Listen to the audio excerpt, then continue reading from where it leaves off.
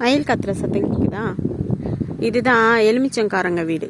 இல்லை, அந்த பக்கம் நிறைய எலுமிச்சம் தோட்டம் இருக்கா, அதனால் நான் இவங்களை எலுமிச்சங்காரங்க அப்படி சொல்கிறேன். ஆனால் இவங்க மெட்ராஸ்லேருந்து வந்திருக்காங்க. இந்த வீடு, அந்த தோட்டம், எங்கள் ஒரு அண்ணா இருப்பார், அவரெல்லாம் எனக்கு ரொம்ப பிடிக்கும். இங்கே வந்து நான் வெயிட் பண்ணுவேன். எதுக்காகனா அலுமேல் அம்மாவை பார்க்கறதுக்காக. இன்றைக்கி ஏன் வந்து இங்கே வெயிட் பண்ணிகிட்ருக்கேன்னா, அலுமேல் அம்மா கிட்ட சோறு கேட்டேன். அவங்க எடுத்துகிட்டு வரேன்னு சொன்னாங்க. ஸோ அதனால் இங்கே வெயிட் பண்ணிகிட்ருக்கேன்.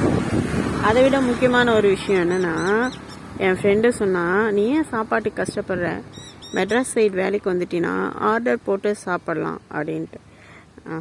எனக்கு வந்து கிராமத்து வாழ்க்கை ரொம்ப பிடிச்சி போச்சு. வேலையும் வேணும் தான். இங்கேயே என்ன ஆப்பர்ச்சுனிட்டி இருக்குது, இங்கேருந்து என்ன வேலை செய்ய முடியும், இங்கேருந்து ஏன் பணம் சம்பாதிக்க முடியாதா அப்படிங்கிறது என்னோட எண்ணம். அது ரொம்ப வருஷமாக அப்படியே போயிட்டுருக்கு. இங்கேருந்து சம்பாதிக்க முடியாதா அப்படின்ட்டு. ஒன்றும் சம்பாதிக்கல, அது வேறு விஷயம். பட் ஆனால் இங்கே இருக்கிற மனுஷங்களாம் ரொம்ப அன்பானோம். கிராமத்துலன்னா இந்த பக்கம் போய் கொஞ்சம் முருங்கைக்கீரை உடச்சிக்கலாம், இந்த பக்கம் போய் எங்கேயாச்சும் ஒரு கண்ணாமண்ணா கீரை பறித்து அப்படியே சாதம் வச்சு சாப்பிட்டுடலாம்.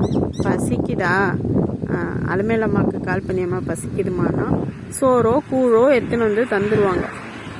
ஆனால் ஆர்டர் போட்டாலாம், ஜொமோட்டோவில் ஆர்டர் போட்டாலாம் செம்ம சூப்பரான சாப்பாடு வரும். ஆனால் அதெல்லாம் உடம்புக்கு ஹெல்த்தியானா சத்தியமாக இல்லை. அதில் லவ் இருக்குமான்னு கேட்டால் அதுவும் இல்லை.